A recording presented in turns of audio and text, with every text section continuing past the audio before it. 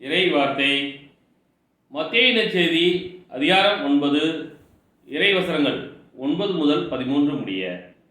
இயேசு அங்கிருந்து சென்றபோது மத்தேயு என்பவர் சுங்கச்சாவடியில் அமர்ந்திருப்பதைக் கண்டார். அவரிடம், என்னை பின்பற்றி வா என்றார். அவரும் எழுந்து இயேசுவை பின்பற்றி சென்றார்.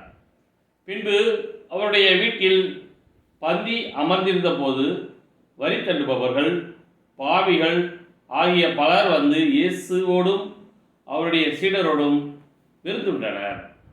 இதை கண்ட பரிசேயர் அவருடைய சீடரிடம், உங்கள் போதகர் வரி தண்டுபவர்களோடும் பாவிகளோடும் சேர்ந்து உண்பது ஏன் என்று கேட்டனர்.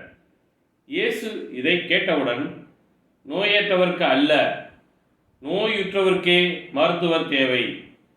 பலியை அல்ல, இரக்கத்தையே விரும்புகிறேன் என்பதன் கருத்தை நீங்கள் போய் கற்றுக்கொள்ளுங்கள்.